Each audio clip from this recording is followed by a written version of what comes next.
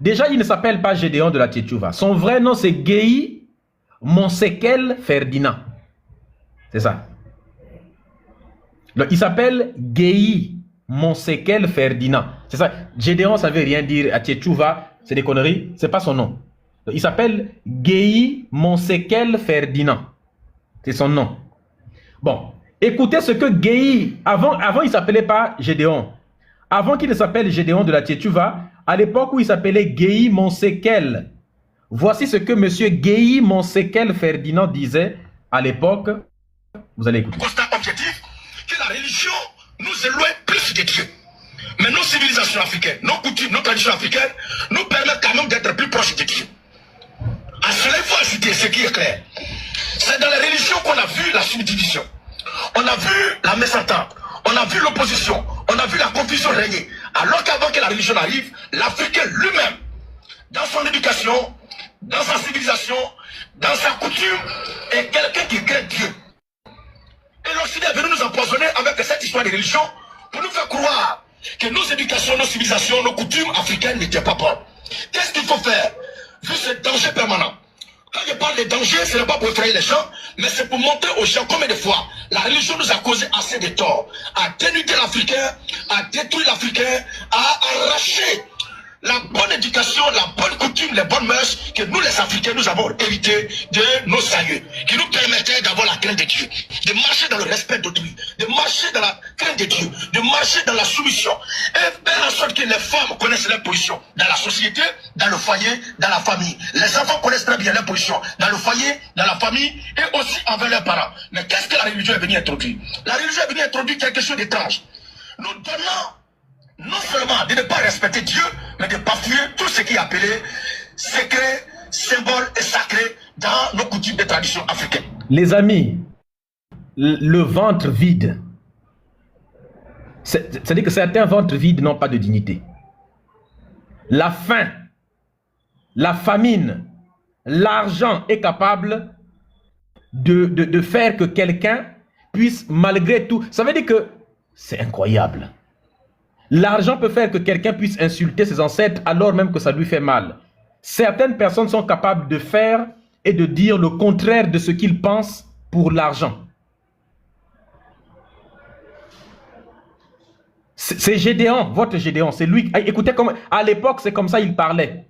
Le même Gédéon qui s'appelle, à l'époque, il s'appelait Guéhi Ferdinand Monsekel.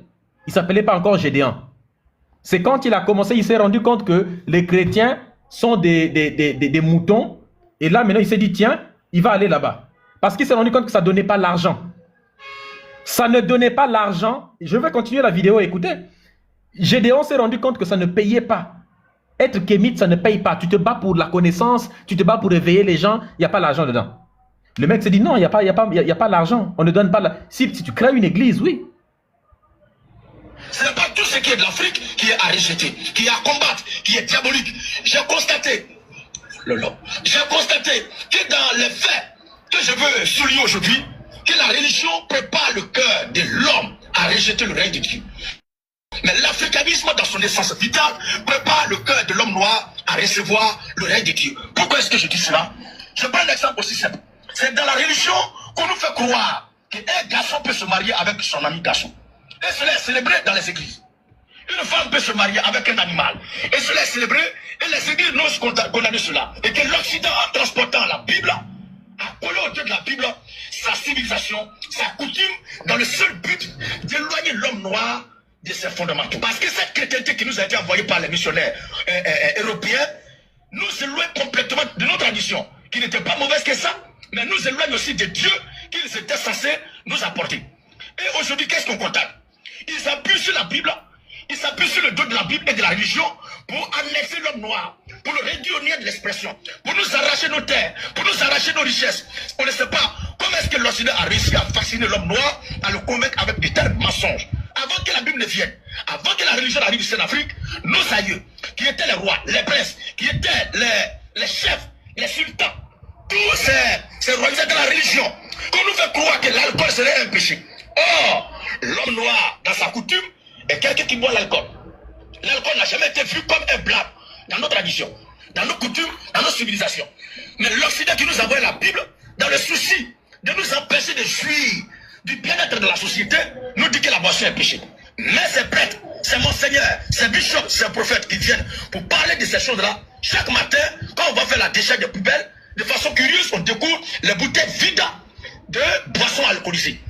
Qu'est-ce qu'il veut nous dire? Est-ce un génie ou un ange qui vient la nuit boire le contenu de ces bouteilles-là? Ou qui est-ce qui consomme cela? L'autre côté, merci à ceux qui prennent le cœur. Étant un homme croyant en Dieu, si tu arrives à faire telle chose, tu n'es plus enfant de Dieu, mais tu es enfant de Satan. Pour nous faire croire qu'on peut changer de paternité à tout moment. Or, dans nos coutumes et civilisations africaines, un enfant appartient à un père une fois pour toujours. C'est la religion qui est venue nous détruire, à affaiblir, assujettir, appauvrir l'homme noir pour l'éloigner de son créateur. Et un homme qui ne sait pas ce qu'il adore, qui ignore ce qu'il adore, est un homme qui est très vulnérable. Voilà. Ça, c'est Gédéon de la Tchétchouva, le pasteur Gédéon, là. C'est lui, à l'époque où il s'appelait encore Ferdinand truc, là. Ça, c'est lui. Écoutez, moi, il y a quelque chose qui est clair. Quelqu'un qui parle comme ça, c'est quelqu'un qui a été dans la religion et qui est sorti de la religion. Ça, c'est le langage de quelqu'un qui a été dans la religion et qui est sorti de la religion et qui était en train d'attaquer la religion.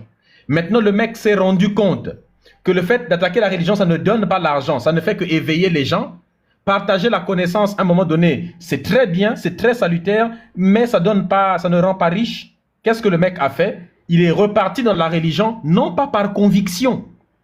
Non, il n'est pas reparti dans la religion par conviction.